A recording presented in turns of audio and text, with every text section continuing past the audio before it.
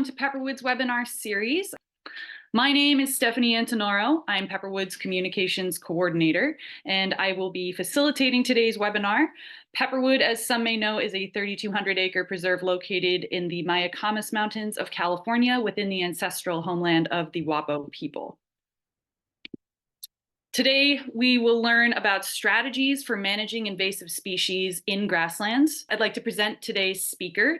Devyn Friedfel is Pepperwood's Assistant Preserve Manager. He's also a California Certified Burn Boss since 2022. He was born and raised in the Russian River area of Sonoma County and has been with Pepperwood for the better part of the last 8 years. And now as our Assistant Preserve Manager, he oversees all aspects of land stewardship, including invasive plant management, wildfire recovery, forest fuel reduction work, ecological monitoring, rotational grazing, prescribed fire, and so much more. He's currently pursuing a Master's of Science in Wildland Management at Chico State University and is slated to graduate in 2025. Most impressively, he's managing to do that while working full-time here at the Preserve. Devyn has dedicated his career to land stewardship, but it's more than that for him, as I'm sure you will undoubtedly perceive in the following presentation. He is passionate, knowledgeable, and deeply invested in ecological health. I think it's safe to say that stewardship is more than a career for Devyn, it is his life. So with that, Devyn, please take it away. Thank you, Stephanie. That was a very nice introduction. Thank you, everyone, for taking time out of your middle of your day to listen to me talk about management of grasslands and invasive plants. This is a extremely complicated subject, and it has many approaches. So today I will be talking to you about my approach to grassland invasives at Pepperwood. There are many other ways to think and approach grassland invasives. People get PhDs and dedicate their whole life just to this specific subject. Just basically briefly covering complicated subject. I'm just giving you my approach today. I think there's a lot more information out there. Every site is really specific. Every species is really specific. So take this with a grain of salt, and this is just my view on it. And then the latter portion of this talk, I'm going to really discuss fire and how I'm thinking about fire and using that for invasive plant management. And then, like Stephanie said, there will be a little Q&A after. So just keep those thoughts in your mind. But because this is such a complicated subject and nuanced, I'm going to be doing my best to make this as simple as possible to fit this this complicated subject into a 20 to 30 minute presentation. So everything is probably going to be oversimplified, and I'm probably going to skip some of the details. So this is intended to be an overview. So I'm going to just go ahead and start with what Pepperwood's goals are with its grassland stewardship. And it's really to promote native perennial grasses and native forb diversity. So removing invasive species isn't actually one of our goals. However, it is a means to achieve our goals. And so there are plenty of other very reasonable goals that any land steward or land manager can have. And I think that's less relevant than actually knowing what those goals are before you approach invasive management.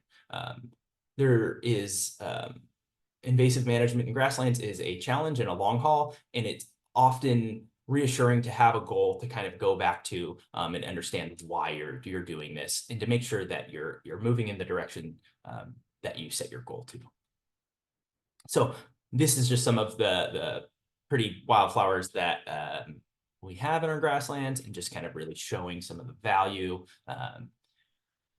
that these grasslands have for ecology, and also just for humans as well.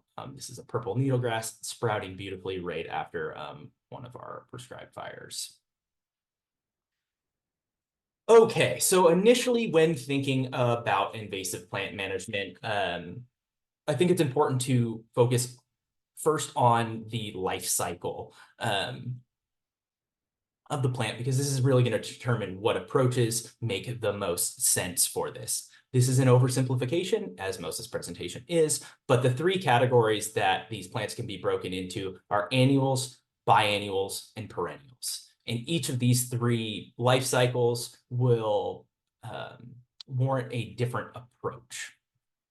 So for here at Pepperwood, this is just kind of a breakdown of some of the species that kind of fall into these categories. So for us, some of the major plants we're dealing with on the annual side is barb goatgrass and Medusa head. There's a number of other kind of invasive grasses here, but these are our real targets and kind of subjects that will keep coming up. Some of the biennials are generally your non-grass species, so thistle species, teasel, rush skeleton weed. There's a number of other ones, but those are some of the major ones we're dealing with at Pepperwood. And then perennial grassland invasives. I think mostly these 2 main grasses are kind of inherent throughout the state, but harding grass, anybody that's been up to Pepperwood knows we have a ton of it, and velvet grass, which we have some of, but folks in more wet areas deal with those a lot. So just briefly going to touch on some of the characteristics of these. So annual grasses, there's really 2 basic principles with this. You want to prevent seed production. So basically removing the plant or killing the plant before it propagates and sets seed for the next year. And then you want to continue doing this over time, because once seeds are in the seed bank, that those seeds can stay viable for a varying number of years based on what those species. Annual grasses typically have a shorter seed seed stabilization kind of time. So they don't stay viable for a long period. However, they can stay viable for easily 5+ years.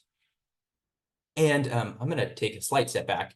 And what I mean by annuals is a plant that grows for 1 year and then dies at the end of the year, with its main reproduction process is just setting seeds so that next year new plants can grow. So it's plants that basically only live through 1 life cycle. Biennials are plants that can live for 2, 3, maybe 4 years and have multiple years of setting seed, but they're not necessarily a perennial. They're not going to be super long-lived. They're pretty similar to annuals in the way we approach it. However, the one main difference is these biannual plants generally have a large taproot. And that large taproot is basically stored carbohydrates or stored energy in the ground, so that if they do get knocked back, they have enough stored energy in the ground to then push back up and send another flower process and potentially can set seed. So when we're approaching biennials, we want to think again about reducing or stopping them from setting seed and then depleting that existing seed bank. However, they can add some different challenges that annual plants don't have. The seeding time. If we think of wild oats, generally when you're walking through a grassland, those wild oats are all setting seed around the same time. However, if you think about a thistle plant, like let's give an Italian thistle, sometimes that first plant will be, even on the same plant, the first flower on the top will be setting seed. However, there'll be buds or flowers down below. So even within that one plant, the seeding time is varied. So when you're dealing with biennials, you have a seeding time that can be a longer duration. Thus, it can be much more challenging to control. So sometimes it means multiple follow-up treatments. So say if you're doing a mowing treatment, sometimes those biennials will then rebolt and come back up, even if you cut it at an appropriate time. So just kind of adding some of those additional challenges. And lastly, perennials. So perennials are, we approach them in a slightly different way, mainly because if you just continue to stop it from seeding, that plant will still exist. Preventing those new seeds is really important because we don't want it to spread. However, just by preventing it seeding doesn't mean we're actually removing those existing plants. you can do this over time through these kind of treatments by just like continuing to knock back the plants and exhausting their seed bank. So on the bottom right-hand side, there is this stored carbohydrate kind of curve. And on the x-axis, you have kind of the seasons. And then on the y-axis, you have how much carbohydrates are stored. So in like winter and spring, generally that plant has the most amount of energy stored in its underground biomass. And then in the summer, when they're setting flowers and setting seed, it's taking a lot of that energy in the ground and putting it up into its above ground biomass. So typically to mechanically kind of treat or manually treat these species, targeting them when their stored underground energy is the least is the best approach. So targeting these species in late spring, summer, when most of their energy are going to its above biomass is really when you can have that effect. The other options are chemical or actually digging that plant out. And I'm going to get into those tools a little bit and how I'm thinking about each tool for each one of these categories briefly. This is the inversion curve. Anybody that has seen other invasive plant presentation has probably seen this curve. I kind of think it's a running joke in every invasive plant presentation that this curve exists in it. But it is really important, and there's a reason people talk about this so much. On the x-axis, we have time, like through years, and then on the y-axis, we have the cost and challenge to actually removing it. And so the further we move through time, the more these plants get established, the harder it is to kind of control them. This graph kind of breaks it into 4 different categories: prevention, stopping the plant from coming; eradication, actually removing the plant; containing it, so just stopping it from spreading; and then a long-term control plan, which generally takes a lot of time and can be very expensive. But really, I'm just putting this in here to really show that, like, go after your invasives now or it's just going to get harder. But also, this is helping me where my species are on this curve, is helping me determine what tools are the best approach for that. Okay, tools. So what tools do we have in our toolkit, and what considerations are we thinking about when selecting each of these tools? I will kind of go into these tools a little bit more and how they are, but some of the considerations I'm thinking about is, what is the cost? How long is it going to take to implement? What are the logistics of doing that implementation? Is there risk involved with that implementation? Are there other environmental impacts that are coming when I'm trying to target the species with that tool? What is the timing? Meaning, how big of a window do I have to implement that? So, you know, sometimes using fire, for example, you really need to time when you use that fire to be most effective. The size of the inversions or the size of the invasion, so where it is on that invasion curve, and how effective is that tool.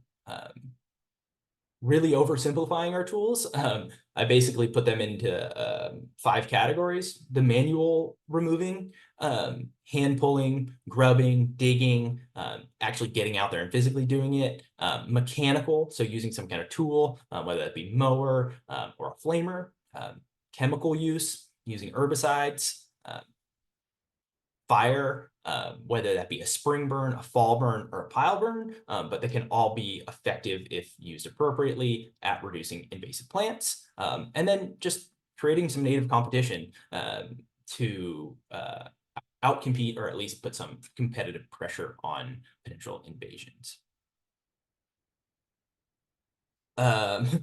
Again, this is extremely simplified, but I kind of wanted to create a visualization of how each of these tools, where they roughly fall in the considerations. So I'll just kind of go through a few of these and talk about why I give them that color.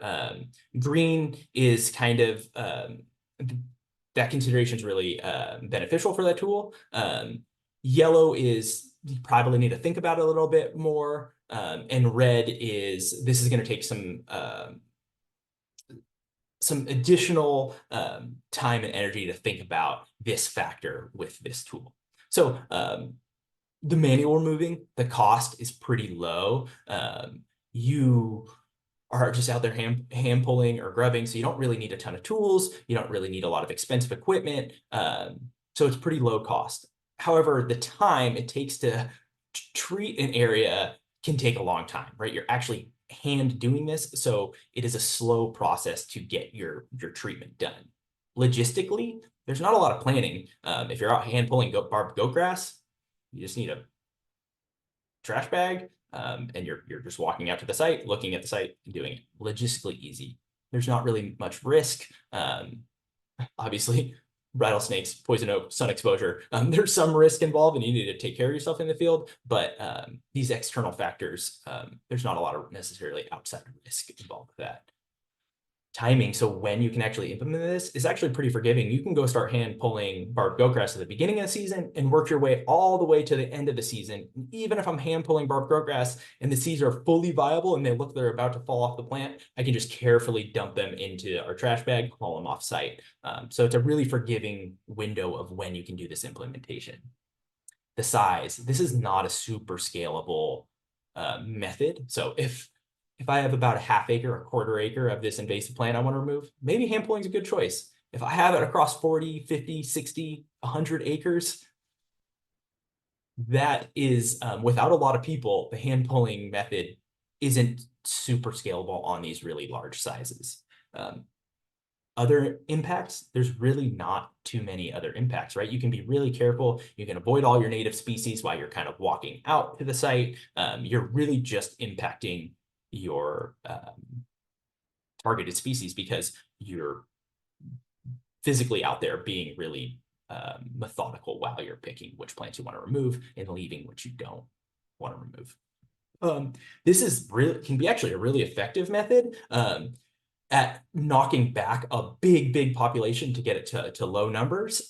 However, it gets challenging when there's only a few individual plants left, especially if that plant's a grass. So if you're searching a quarter acre of grass for a couple of individual grasses, it's really hard to get those last few. So the efficacy of fully eradicating the species gets more challenging when your population gets really small.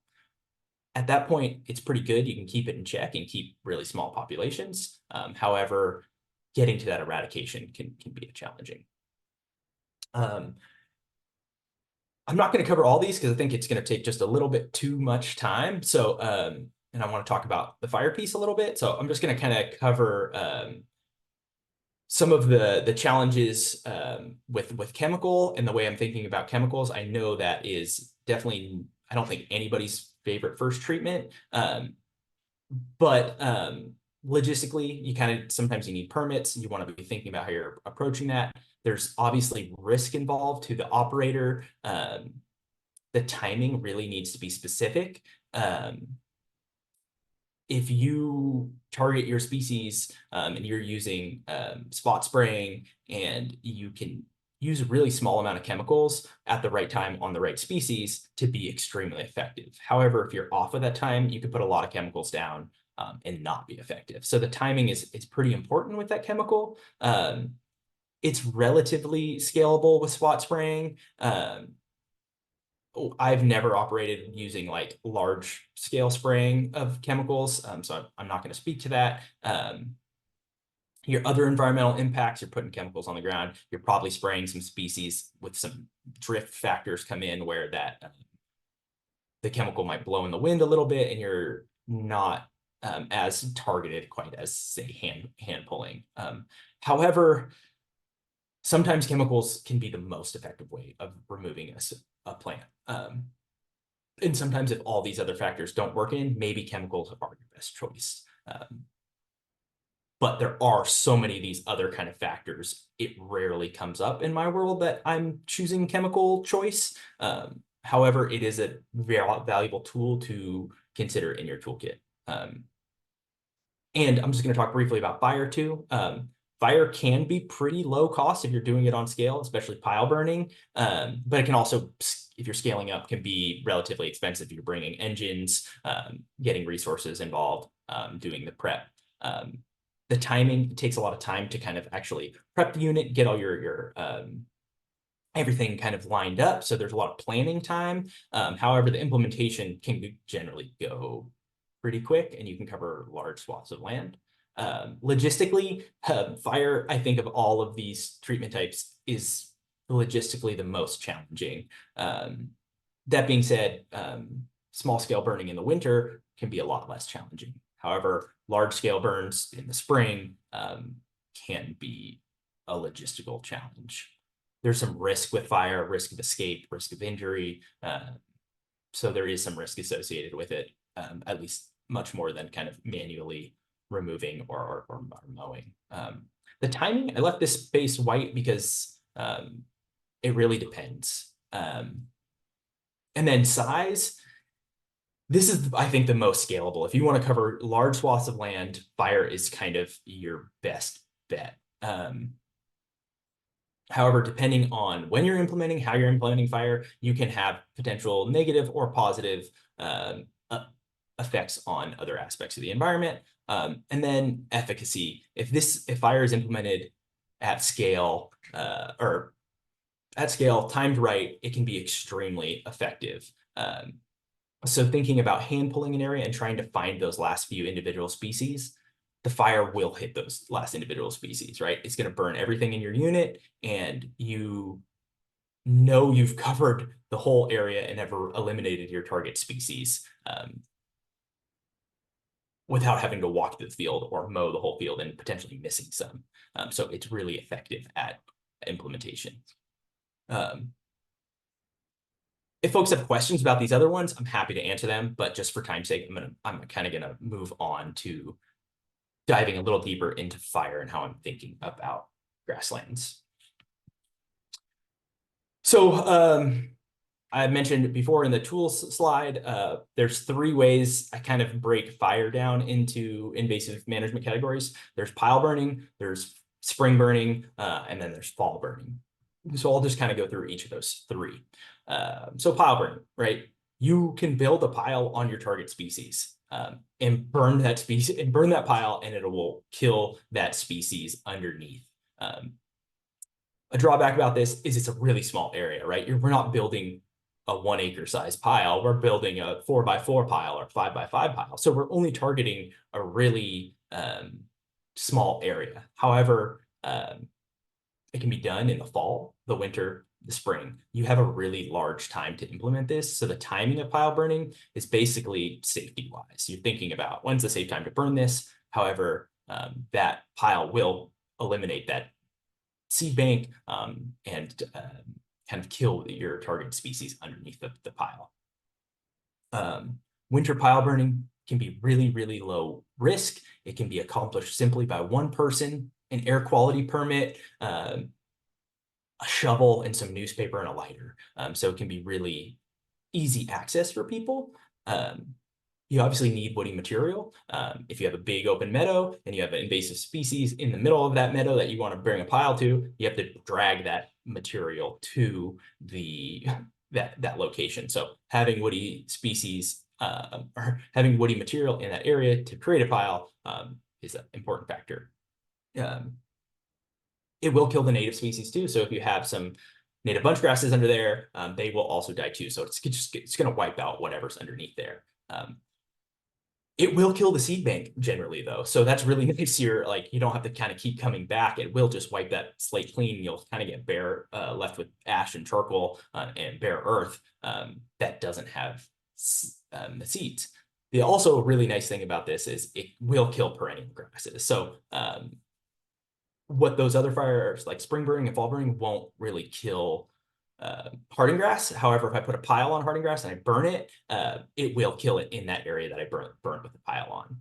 So it's really effective at knocking back perennial invasives, and taking out the seed bank of the existing plants in there, in that small area where the pile is. The last thing is it leaves this really intense burn scar, and that can be a good thing or a bad thing. So if left unattended, that can now be a spot where those invasives will move right back in. However, if you introduce native seeds or native plants in that area, you can get that native competition established before any less desired species come in there. So that native competition really pairs well with pile burning. And I think native competition just generally pairs well with a lot of these other tools. And just bringing up the point that all of these tools can be paired with each other, and they're not necessarily isolated to themselves. So all these kind of tools can be work together. I'm not going to be able to talk too much about that, but also something to consider. Example of burning in areas where we had a lot of Medusa head and harding grass kind of overmixed. Spring and fall burning won't knock back the harding grass. So putting piles here to kind of burn that down, we get left with this kind of burn scar after, and then we generally will try and come back in and seed with native species or go ahead and plug these native species. And so outside of this burn scar area, we will have that invasive species that still exists. However, inside the burn scar, we are starting to establish these native species that can kind of hold out some of these potential invaders. And we've had really good success with this, with grass plugs specifically too. They will grow up that following spring and set seeds. So now you have native plants established and the first seeds falling onto that blank ground is more native grass seeds or forb seeds. So we found this to be really, really successful. And it has typically, we've been doing this for about 4 years, and I have some sites that are right in the middle of harding grass, and they're doing pretty well, still large native cover in those kind of burn scars. Okay, spring burning. There's actually a lot of spring burning. There's a burn in Sonoma Valley happening today. I think there's another one happening somewhere else in the county. And a lot of these burns are really focused on Medusa head reduction. There's a lot of research and papers out there that show high efficacy in spring burning to reduce Medusa head. And so what we're trying to do here is we are burning at the later end of the species life, when majority of its energy has been pushed into the seeds, but the seeds aren't quite viable yet. So the seeds have formed, but they're still a little bit soft, and they're still hanging onto the plant.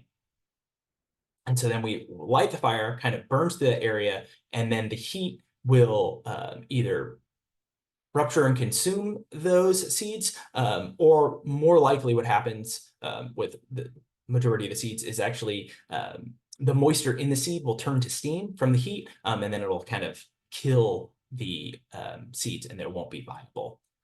However, it's late enough in that plant's life, that annual plant's life stage, that all of its energy from underground has been pushed up into these seeds because they're basically about to set and die. So you're timing it when the seeds aren't fully viable, but the plant has pushed all of its final energy into its seeding product. This is the same kind of concept if you're doing a timed mow. So really just kind of looking for that. And I have a picture of that rough time period that I can show on our next slide. Like I said, this is highly effective at reducing Medusa head and other late season grasses like barb goat grass. The other kind of benefit that goes with this is it's really good at knocking back brush encroachment, whether that brush be non-native or native. And the reason it's kind of like good at that is because you're kind of burning as plants are going into the summer months. So those plants now have been burnt, and now they're dealing with water stress because there's no rain relief coming, and heat stress that go with it. This spring window is a super reliable burn window. We know the grass is going to dry out, and there's going to be this phenological time period when the burn is right and the grass is going to be drying out. and there'll be enough heat to kind of move through this area. So the spring burn window for invasive plants is a very reliable burn window, because you have a decent amount of time that you can get this done in. And we know that we're not going to be running against potential rain washing us out, at least not in typical years. We do get June rain every so often in California. It's not really effective at knocking back other annual grasses, like thinking of like wild oat or some maybe naturalized wild grasses or annual grasses that have already set seed. The Medusa head is one of the latest annual grasses to set seed, and barb go grass. And so when you do these spring burns, you're not necessarily targeting all of these invasives, but you're really timing it for the phenology of that targeted species. And so sometimes that won't be effective at multiple species. You have potential negative impact on some of your perennial grasses. There's some papers out there that will that support this, but it's not a super heavily researched subject. But like I said before with the brush, if you burn in the spring, those native perennial grasses that just got burnt are now dealing with drought stress because there's no rain relief coming in the near term, and then kind of the heat. So you're putting a little extra stress on some of those native species that might be in that area. Some of the late seeding forbs like tarweed you're also going to be killing some of those species in these kind of spring burns. So there are some potential negative environmental impacts on these spring burns. So just something to consider. Sometimes reducing invasive plants versus a little extra stress on native perennials makes sense. Our preserve ecologist, Michelle Halber, is actually working on a little study to look at spring burning's impacts on California oakgrass, or Danthonia californica. Also, these spring burns, the fuel is really flashy and moves quickly. So there is some wildfire kind of risk that comes with it. They're not necessarily low complexity burns. And you'll need your CAL FIRE permits along with your air quality permits with this burn, because you're going to be burning in wildfire season. Okay, this is what the Medusa head looks like. You can see the seeds form starting to structure. They're not fully brown and dropping yet, starting to turn red, brown, but that green is kind of still in there. And I'd say this window is maybe about a 2.5, 3-week time period when it's like a good time to burn. But once those seeds start to drop and become fully hard, you don't get that same effect on them from the fire. Example of some of our spring burns we've done here at Pepperwood. You can see most of that grass is pretty brown. The green stuff is harding grass that stays green really late. But these spring burns don't really have a huge impact on our invasive perennial grasses like harding grass or velvet grass. We are putting stress on them, so there is some knockback. However, these plants will most likely recover pretty well after this, and we've seen that on our spring burns as the harding grass is mildly impacted. Another one of our spring burns. Generally, these involve engines in a relatively large fire crew. If you're doing it at scale, but you can treat large swaths of land in a day by burning it in that time period. So I think we've done up to like a 45-acre grassland burn and treated it for Medusa head. And I think about going in and mowing or hand pulling all of that in that time period, and that's not feasible. So that's when those kind of factors really make an advantage to fire if you're scaling when using it for invasives. Okay, so fall burning. The objective with fall burning is to kill the grass seeds at its cotyledon stage. So you have two vulnerable points in these annual grass life cycles. You have right when they're just starting to germinate and they have their cotyledon leave out, and they haven't really been able to photosynthesize enough to start establishing a root system. And then you have the spring burning, like when that seed's viable, like we just talked about. So this is to burn when the seed just starts to germinate and sends out its cotyledon leaf, but isn't really established itself yet. And this can be really effective at knocking back all annual grasses, because all these annual grasses generally germinate roughly around the same time. And annual grasses also generally germinate before forbs germinate. So there's this hypothetical window that exists when you have your annual grasses starting to germinate and your forbs haven't. So you can burn at this fall season to knock back your annual grasses because they just started to germinate, but nothing really else has. This is a not reliable burn window. You need some green up, so you need a little bit of rain, and then you need a drying period, and you need it not to be too warm because you need those grass seeds to germinate and then dry out and then burn. If they germinate too much and they start growing, it gets too wet, too green, and you can no longer burn. If you do it too early, the annual grass seeds will just germinate after you burn. So it's a really specific time window, and this window doesn't even happen for you. So you need to be waiting for it. You need the time to be right. You also need some environmental factors to help you. You also need enough dry material from last year, from that thatch buildup, to carry the fire through green grass. It's not like that fall window where everything's browning and getting drier. This is like, okay, I'm looking for a dry period in the beginning of our wet season. The nice thing is it does have a really positive impact on a lot of the other native species. These plants are all about to get rain relief and move into the cool season. So it's great for native perennials. It's great for native annual forbs. It's great for geophytes because you're basically taking out a lot of the competition, releasing nutrients right before they get a ton of rain relief and are able to kind of move into their growing period. Generally a slower rate of spread. You can do this during the winter months, depending on when that window pops up. It can be less risky than a spring burn. Depending on when that falls in, you may or may not need a CAL FIRE permit. And then you always need an air quality permit when burning.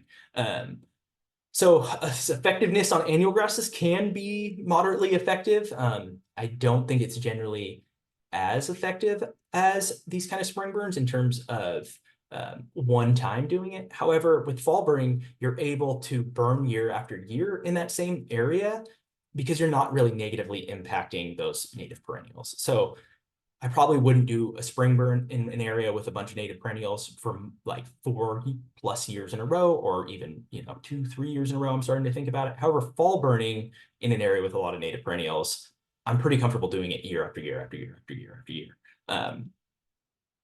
because they're not really getting as much negative impact from it. Fall burning for perennials doesn't do much. So trying to knock back hardened grass by doing a fall burn, it's not really going to have much impact. That plant's probably going to be happier because you fall burned it, because you took out competition, you removed the thatch, you release nutrients, and now it's going into relief. So this fall burning, potentially really good for annuals, but not as great at perennials. Okay, so this next slide is a little example of how this works. So you can see the cotyledons in there, and then you can kind of see the fire moving through as it kind of burns off those cotyledons. And it can be really low intensity. It's basically just a really slow moving fire. This is an example of a fall grassland burn that we did last fall, pretty small scale. And this was moderately effective at doing what we were trying to do. You can see in between the fire, there's green grass in there. So it's not doing 100%, but it is knocking back some of them. It is killing some of them. In my opinion, this was a little bit later. We kind of missed the window a little bit on this burn. And then you can see there's hardy grass in there as well. And so the hardy grass wasn't impacted, but we did get some of the annual grasses reduced to that area. This is another example. This burn, actually, we did a little bit earlier, and there was more kind of thatch through there. So it was much more effective. That being said, I did notice, even though this did have high efficacy, I did notice that there was still some annual grasses that came up and germinated after that time period as well. So it wasn't 100% effective, but it did substantially knock back some of those annual grasses. Yeah, the other thing I'm thinking about when I'm thinking of these fall burnings is we also do grazing at Pepperwood. So if an area is really intensely grazed, there's not much thatch left over for the next year. And if you want that thatch to carry the fall burn, it's not there because it's been munched on, punched in the ground, and doing all the positive things the cows do. However, it's not leaving thatch for fall burning. So if you have grazing on there and you are planning for fall burns, it is a good consideration to think about how that's going to impact your thatching material. And then grazing is a whole other aspect, and I didn't really touch on grazing in this because it's extremely complicated in and of itself, and I was trying to simplify this. So grazing also is another factor that plays into invasive species management. Lastly, stop the movement of invaders. Where's your invasives coming from? Really important factor to think about because you can do treatment and then you can have it move right back in. So vehicles, equipment, clothing, boots. We're probably one of the biggest spreaders of invasive plants and animals as well. So thinking about how they're getting in there. You might treat an area, but those invasives might move right back in. With fire, I think of our fire lines. I'm like, oh, great. We removed all our invasives on this one hand side of this fire line, but they're sitting right there on the other side. So having to stay on top of it and then treat that other side of the room really soon. Monitor, super important. You need to know if you're being effective because you don't want to keep trying the same thing and not being effective. Never give up. There's always more. And if you start this process of invasive species management, it's important to stay on top of it because all your hard work could disappear if those sites are left. And then lastly, this is hugely important. Tell your story, help others kind of get there. That's what I did today. I'm just telling my story of invasive management in our grasslands. Others hopefully will learn something from this, either both through my successes or failures, and I encourage everybody else to do the same. So thank you all. Here's some resources that I find super valuable that are on the internet around invasive species management. Awesome. Thank you, everybody. Devyn, thank you so much. That was super informative. We actually have a ton of really great questions. So one of our attendees wants to eradicate blackberry in their vine rows, wondering if spot spraying with a chemical in the summertime is a good time to do that.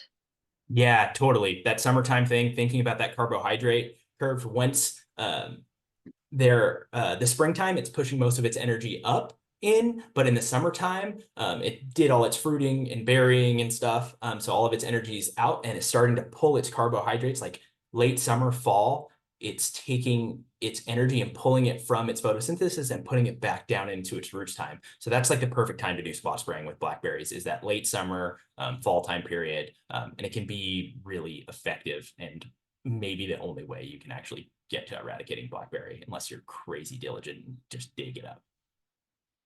So yes. Awesome. Okay. Another attendee would be curious to know if and how people have navigated the balance of timing burning based on allowed burn windows, optimal weather conditions, and optimal phenology. Yeah. So this is kind of like a very complicated question. And I think there's a lot to be learned about this, right? So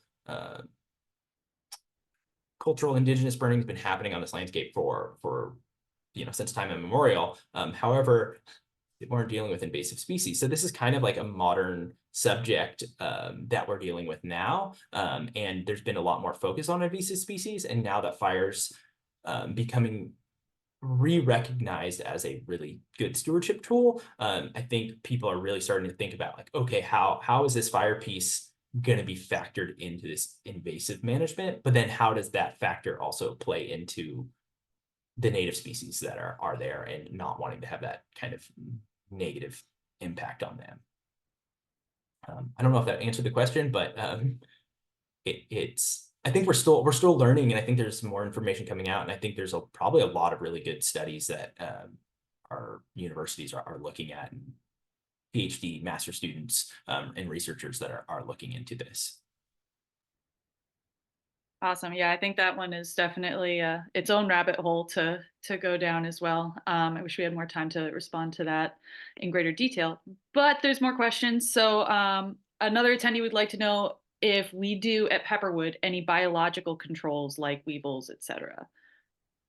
We have biological controls that have been introduced by USDA. We don't introduce biological controls at all.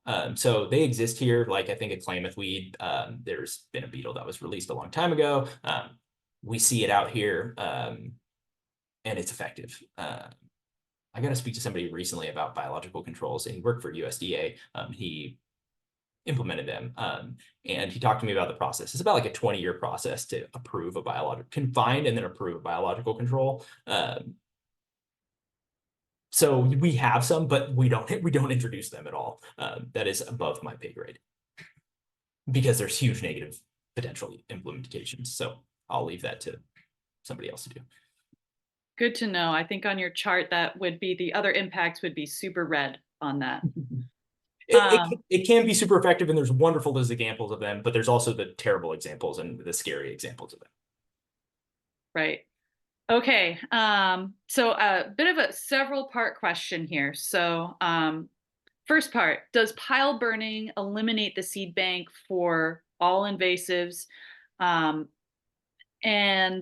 then it's kind of it doesn't necessarily for all, and it doesn't necessarily for all natives. Is that If a pile is big enough and it burns hot enough, it will kill everything because it's burning hot.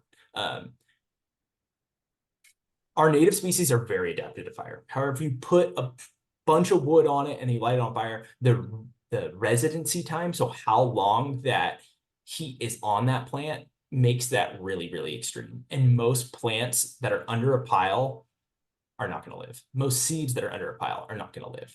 That being said, if it's a really small pile, some seeds might be okay. Like when I say small pile, I mean like a 2 foot tall by 2 foot wide, like tiny pile. But if you get into that 4 foot by 4 foot size, which is like, I think the typical homeowner size, what a lot of like CAL FIRE documents say you should keep your pile sizes at, that will most likely kill native and invasive species. So it is a challenge with pile burning, and I like to put it on like my thick patches of invasive plants, and more particularly perennial invasives, because it is the one type of fire that will knock back perennial invasive plants.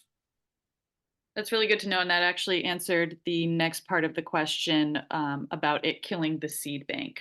Yeah, it will kill native seed bank as well. Okay. Next question.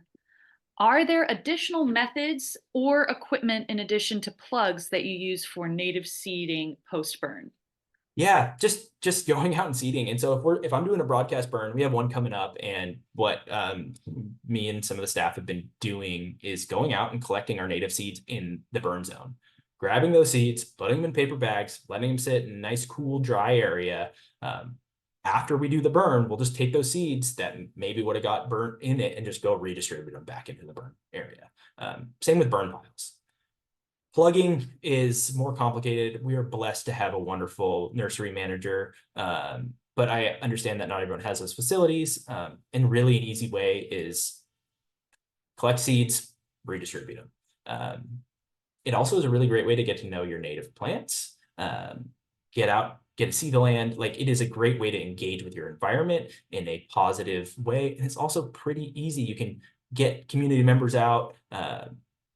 Folks of like a lot of different physical abilities can do seed collection too and redistribute seeds. It's a great like community building. It's fun. It's outside. It's not super labor intensive. So I highly recommend it. Before and after burns, if you have native plants in there and you're worried about them, especially with like a spring kind of burn, collect seeds and then just redistribute those seeds after the fire, and then you're going to give them a pretty good chance. I do find the efficacy of plugs is much higher than seeding, but there's a much more effort that goes into it. Okay, next question here. Recent wildfires have triggered extensive stands of Scotch broom, which are encroaching on grasslands. Can you please address the usefulness of prescribed burn on control of Scotch broom, including post-fire follow-up? Yeah. Okay. Broom. Broom is a challenge, and we have a ton of it in this county and kind of throughout the state. So our approach with broom is burning it can kill it. However, it stimulates seed banks. Those seeds on broom are really hard and big. And there is experiments that show that those seeds can last for up to 80 years, which is daunting. However, fire flushes the seed bank. So if you burn or a wildfire happens, the broom that will be top killed. So you're going to kind of kill off all the broom. However, it's going to hugely stimulate germination. So you're kind of creating a problem. However, you're stimulating germination, which means you're flushing out that seed bank. So the way I view it is you're front loading your work. So instead of hand pulling 100 plants over the next 50 years, you will now be pulling 1,000 plants for the next 4 years. If you have the time and dedication in the near term, you can get to eradication. So fire gives you an opportunity that you need to take advantage of with broom. If the plants start seeding again after the burn, you've now started that seed bank process over again. So you need to beat the plants to seeding after the burn and start removing them. The nice thing with broom is it doesn't set seed, it doesn't flower its first year. So it will only flower in year 2. So after a burn, you have about 1.5 years to get in and start removing potential flowering plants. You'll probably need to follow up for a few years. However, after that, you'll be ahead. So an example at Pepperwood, 2017 fire happened. We had French broom sites here. We were pulling, we've been treating for a number of years. Let's say those sites had about 100 plants. The year after the fire, it was 1,000 plants. The next year after the fire was another 1,000 plants. Year 3 was back to 100 plants. Year 4 was down to 20 plants. Year 5, which would have been last year, or a couple years ago now, 2 plants. Year 6, I didn't find any plants. Year 7, I didn't find any plants. I still go check those sites because they might come up. But however, I went from 100 plants every year to shortening that time period with intense work on the near term. If you let those plants and don't treat them in that short-term period and they start flowering again, that problem becomes exacerbated. So fire gives you a potential opportunity with these brooms, but it also could backset you if you don't get in and treat it after burning. That is really interesting. Okay. Thank you for that. Next question. There's a fair warning on this question that it may be a bit off topic, but that's okay. We love rabbit holes. So how does Pepperwood determine if an area is a natural grassland versus an oak woodland that was cleared by previous land management activities like cattle grazing? So this person's from Napa RCD, are actively planting oaks, especially valley oaks, but want to make sure we aren't doing this in areas that should remain devoid of trees. Yeah, that's a really good question. There's these things called phytoliths. So before I was here at Pepperwood, Michael Gologly, our preserve manager, got a phytolith study. So phytolith is these like small like silica composites that are in the ground, and they're associated with plants, right? So it's part of these plants that don't decompose because they're made of silica and they exist in it. So I don't know how expensive the study is, but you can get studies done that take soil samples and they see what phytoliths were in there. And from there, you can go, this was a grassland, but these were woody species here. Arthur Dawson, who is a Sonoma County local, oh man, what is the name of his company? Baseline Consulting, I want to say. He has done a wonderful study of looking back at old surveys that have been happening by USGS, and reading old articles to kind of piece together historic vegetation types from like basically the beginning of colonization, and kind of when these records are keeping. He's a wonderful resource, and has had some really cool reports that have come out. It's not going to be really specific about each meadow because it's just on these survey lines. But those are kind of 2 ways we think about it. talking to local indigenous community members too. There is a lot of knowledge that exists in Native communities, and if you have relationships and communicating with them and just starting those conversations, I think is important, because there could be there is unknown wealths of knowledge that is held in these oral histories, and those have huge value as well. So those are kind of three main ways. Awesome. Okay, next question. Related to spring grass broadcast burns, how much recovery time is seen and expected before the area is recovered to be able to support a grazing rotation? Great question. I'd say the next spring, right? So once you get enough flush of the next year's germination, that's probably good. However, we try and hold cattle off while the ground is still black until you get that next season's rainfall and your next growing season starts to happen. Okay, what has the effect of the wildfires of the last couple of years been on the eradication of invasives? I would say actually with a broom, it did a good job because it knocked it back and it gave me that opportunity to go in and flush it.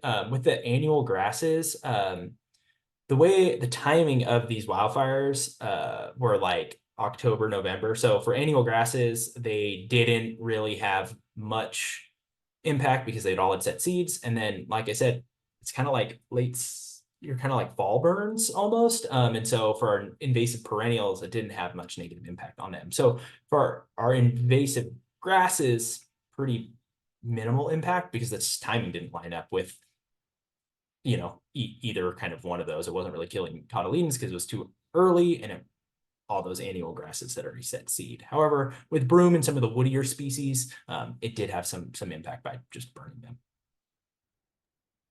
Okay, so one attendee is wondering if Pepperwood does burning to control woody invasives or native woody plants. Yeah. So the one that pops into my head is coyote brush.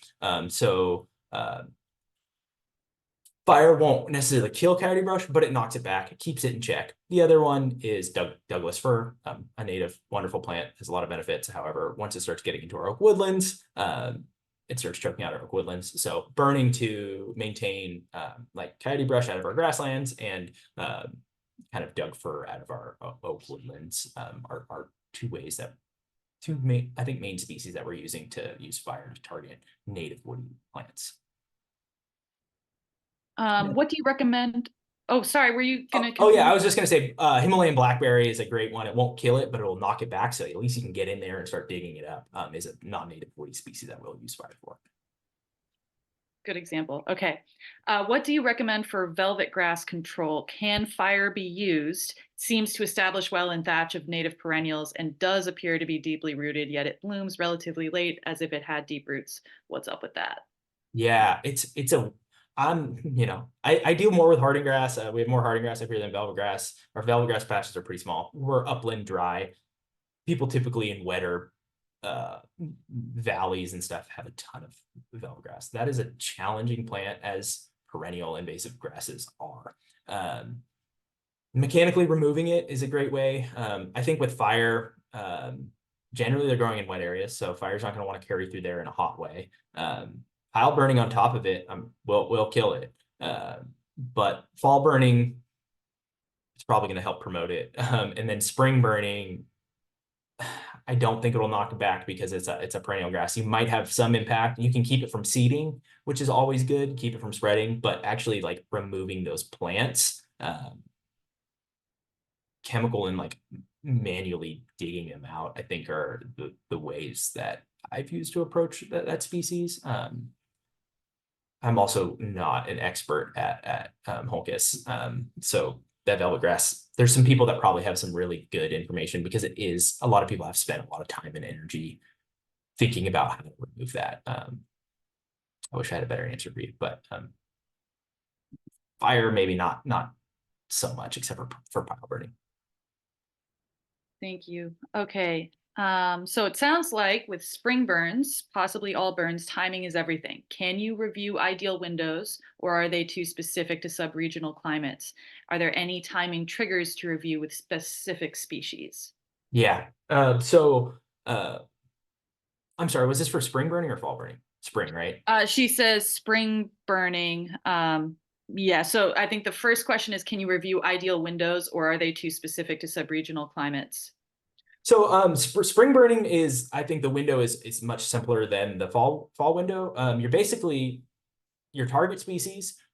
What is the phenology of your target species? So where is it in its life cycle? And you want to target it when the species are formed or when the seeds are formed, but they're not fully ripe. So one thing you can do is you can go and grab that plant that you're trying to target and pull out the seed and put your thumbnail through it. And if it comes out like thick and milky, or you can still kind of crush it with your finger, but the seed structure is like it's formed, it's soft, but it's still there.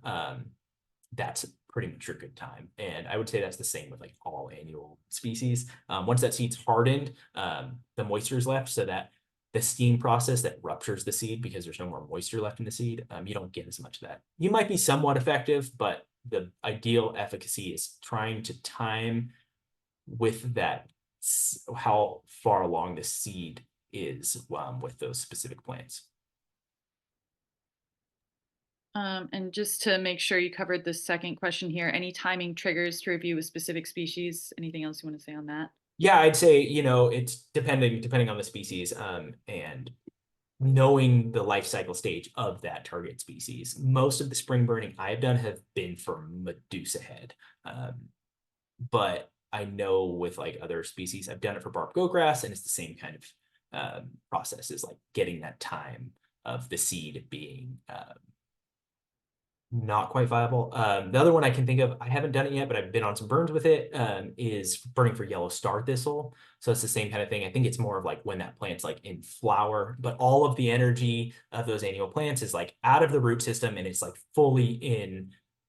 I'm trying to reproduce now, but I haven't got all the way through that process. Okay, what would you do with a quarter acre of poison hemlock?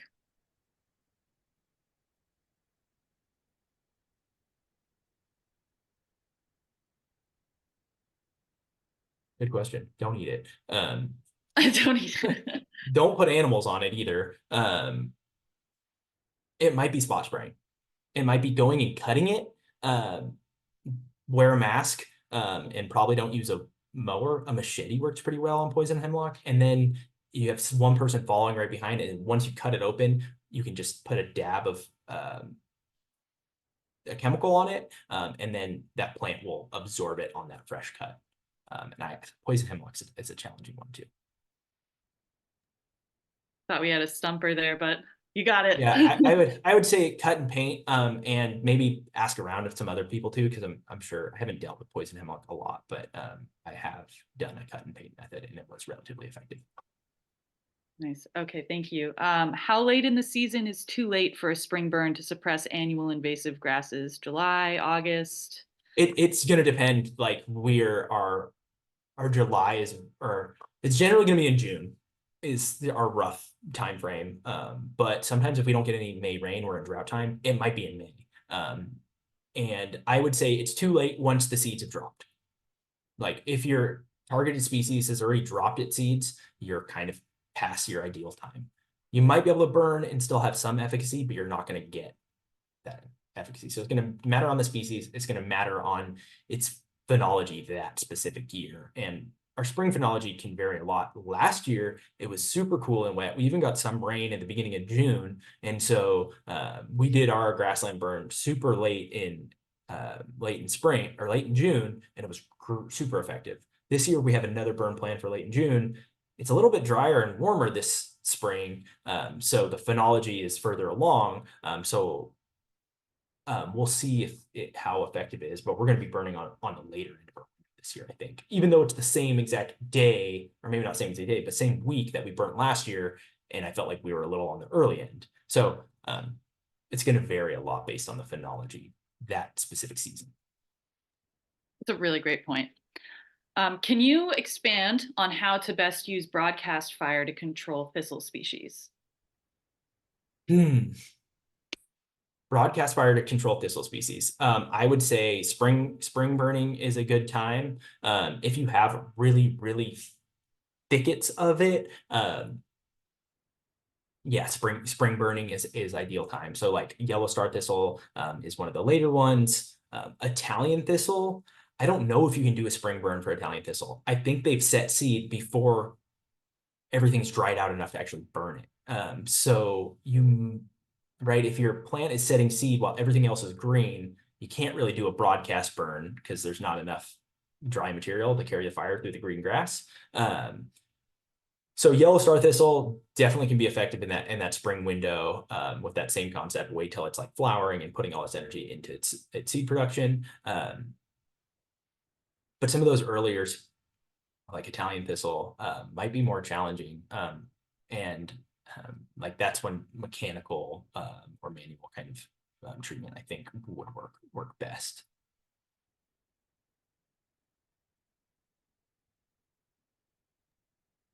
But So what is, oh, sorry, continue. I just the last piece on that. It's just generally that same kind of process of like trying to burn while it's putting all its energy into its seed production. So it's pulling out the energy from underground and putting it above ground. And then so you can kind of take out that biomass. It's just the general rule of thumb with animals and biennials.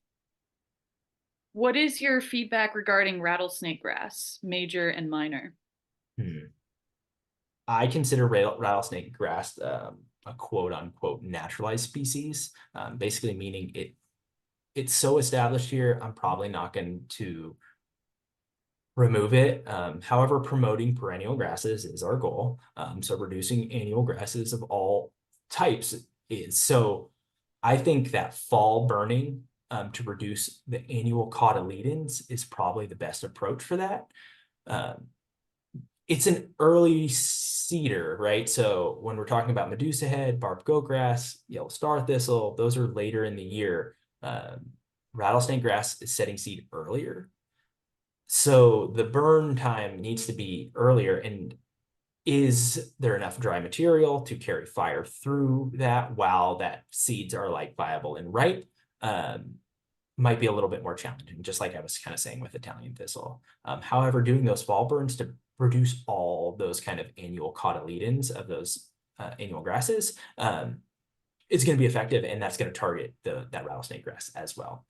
Personally, I have not specifically gone after treating rattlesnake grass. It's pretty well established here at Pepperwood, and there's also always this element with invasive plants, and all land stewardship is like you're picking your battles. Where can you see that? Where can you see your energy go the furthest? Is always a huge thing I'm thinking about. Is fire an effective tool at treating Ehrharta erecta or panic veldtgrass? Those are coastal species. And I haven't really dealt with the Ehrharta that much. And I honestly don't know. That's a really good question. I don't know the answer to that at all. I would assume you probably have some effect, but maybe not like huge effects, just knowing they like wet spots. But maybe I can't speak to that with much confidence. Fair enough. Have you found that utilizing fire to help with invasive species management has also helped you protect your preserve and any adjacent communities from large-scale destructive wildfires? I'd like to think so. During the Kincaid fire, CAL FIRE put a ton of dozer lines here and stopped the fire, basically use Pepperwood as a fire break to stop the fire from moving into the Mark West watershed again. And they know our property, and they know, like, they would much rather put fire out in grasslands. And so they've been really supportive of us maintaining our grasslands, whether it be through grazing, whether it be through fire, because your grasslands without that disturbance process is going to get encroached by brush. You're going to your grassland will start to like lose their grassland qualities by getting woody species in them. So us maintaining our grasslands, I do think actually has been maybe potentially during that Kincaid fire, because CAL FIRE knew our grasslands, they knew we maintained our grasslands and saw an opportunity. We are on top of a ridge line too. So they saw an opportunity here to use it. So hopefully it can be by continuing to use prescribed fire, both for invasive plants, promoting native plants, and also reducing the risk of wildfires and giving CAL FIRE and other fire agencies the opportunity to use Pepperwood as that strategic field break. Okay, we're getting down to the last few questions here. Still have 56 people staying with us, so a lot of interest in this topic for sure. What type of burn could be effective for controlling yellow star thistle? A spring burn. Sonoma Land Trust has done some recently in our county and in Napa County. Fire Forward has done some as well. But that spring burning, same concept we talked about with like the Medusa head, wanting to time it when it's taking its underground root energy and putting it up into its seed. So burning kind of in June, late June. Like I said, it depends on the phenology of the plant, but that kind of late spring season can be effective at reducing yellow star thistle. And there is some good research out there to support that as well. Nice. Okay. Have you or do you intend to explore the effects of pile burning on soil biota and how that may affect the establishment of native and invasive species following the fire? That is a super good question. And Mm. I think it should be studied. I don't know of any studies that have looked at that. I do know that when I plug native species into burn piles, they thrive. So they do really well. But I have not looked into the biotic soil components. I think it would be really interesting. I am not a PhD soil scientist at all, so it sounds like it's above my pay grade. But I think it's a really interesting question that can be probably super informative to land stewards. It also sounds like something that could go really well through a visiting scholar at Pepperwood too, to maybe investigate that work further. Yeah. Um, and here to just also promote our visiting scholar program, you can learn more about that on our website.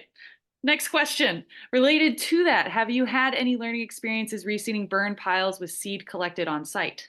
Yes, totally. That's mainly what we do. We collect all our seeds on site and just throw them back into the plots, and we get some pretty good success.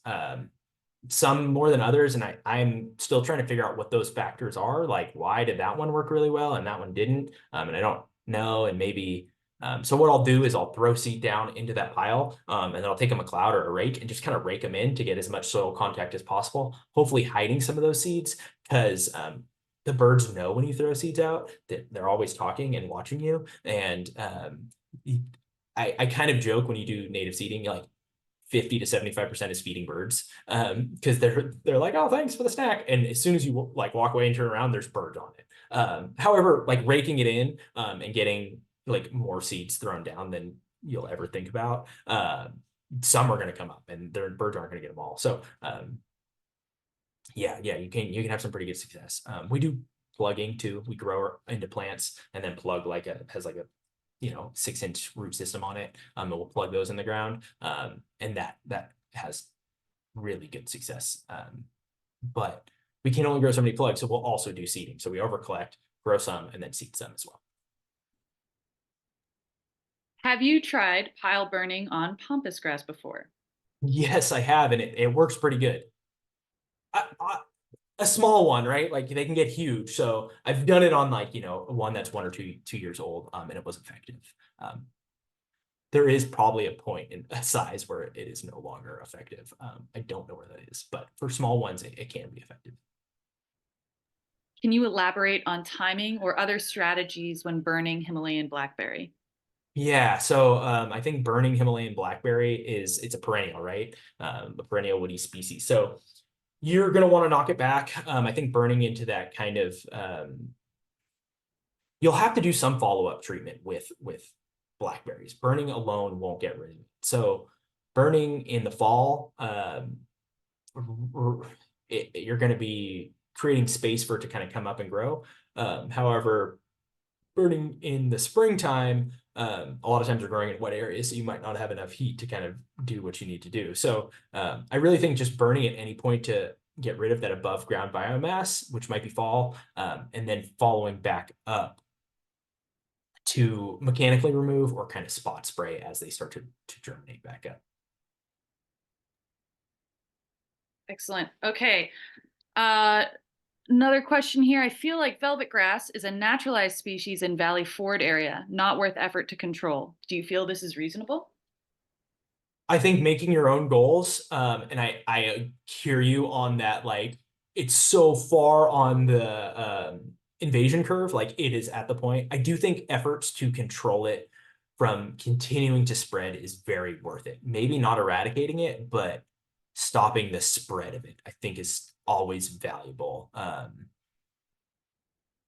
think if you did get rid of it, a ton of native species would kind of come in that area, and it really creates just such a thick monoculture. It's not really great habitat ground for insects, which then plays up the trophic level where your birds aren't going to be there, your other small mammals aren't going to be eating the insects. So it definitely has a cascading effect. However, when somebody asks me that rattlesnake grass question, that's how I feel about rattlesnake grass, right? I'm like, it is so far on that invasion curve that I'm not going to go after it. However, thinking about trying to keep it in place and keep it from continuing to spread would be my best approach. It's also time consuming, right? So how much time do you have? There's all these other factors too.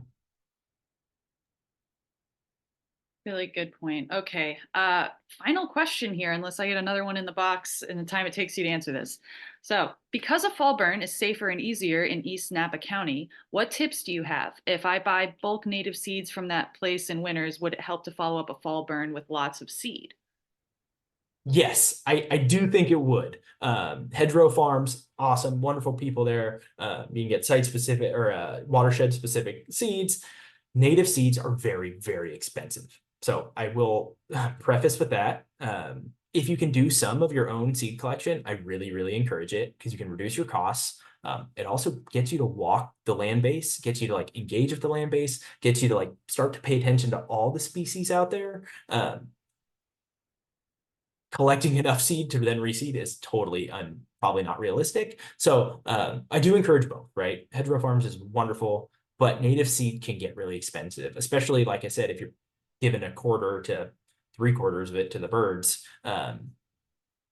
Really wanting to make sure you're raking it. And I would also say a little trick for seeding after a fall burn is waiting till rain is coming. Like, so if a storm is blowing in, seeding right before the rain so that there's less birds out while and then the raindrops are actually like pushing those seeds into the ground. So ideal time for seeding in a fall burn zone is like, hey, there's a storm on the horizon. I can literally see it. Oh, it's starting to sprinkle lightly. It's going to start raining harder. Let's go out and throw some seeds down. Is your like ideal timing, and I think when you get the most efficacy, because then they're like on the ground, the soil's wet, start the germination process, you're leaving them on the ground, less time for critters to eat them. Awesome. Oh, wait, hold on. Okay. So kudos to you from the chat in the Q&A box over here. There have been multiple kudos throughout the Q&A session. I have not said all of them because I wanted to keep the question flow going, but really positive responses. Thank you so much for presenting on this. Of course, there's so much more that we could dive into on it, so hopefully future webinars to follow. But Yeah, thank you so much, and Devyn. I'll just do a shameless plug for pile burn workshops. I mentioned pile burning in here a lot. If people aren't comfortable with pile burning, come to one of our pile burn workshops, and I will make sure you are comfortable going home and pile burning. We'll go over all the logistics of it, and you get to light some piles on site and leave the risk with me. I think that's a really good first approach for people to get involved in fire, get to understand fire, get to use fire as stewardship tool is pile burning. I think that's a great first approach. And if you're not comfortable with it and you want to learn more, we offer pile burn workshops on site. And I think there's a number of other organizations that do that as well in our county. Also, volunteer work days for Yeah, Saturday, also every volunteer month work days. of So July. if you're interested in like native grass seeds and propagation and seed collection, we do all of that at our volunteer work days. First Saturday a month, we serve a couple of our volunteers stay in the kitchen and cook hot lunch for everybody. So it's a really great way. And I think like 9 of our 12 volunteer work days are all revolving around native grasses. So whether it be seed collection, seed cleaning, propagation, planting, seed distribution, we do a lot of it. So come to our volunteer work days, and we'll talk a lot about native grasses, and you'll get to learn, like, just inherently through collecting and dealing with them, you're going to learn to ID them. So it's a great way. Also, CNGA, California Native Grassland Association, is an awesome organization that has tons of information on native perennial grasses and just native species as well. Awesome. Cool. All right, let's wrap this webinar up. Thank you so much, Devyn. Thank you so much, audience that is still here. And thank you, anyone who is watching this at home. Thank you.